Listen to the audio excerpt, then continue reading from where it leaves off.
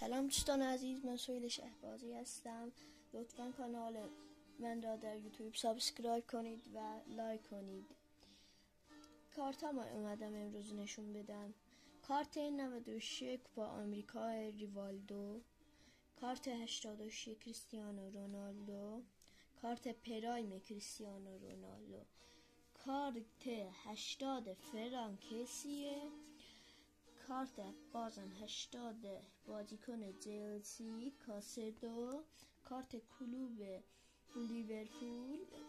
اومدیم به گلکیکی ها. کارت 100 رونالدو نازاریو گلکیکی، کارت 88 رونالدو کریستیانو رونالدو، این تیم دیه.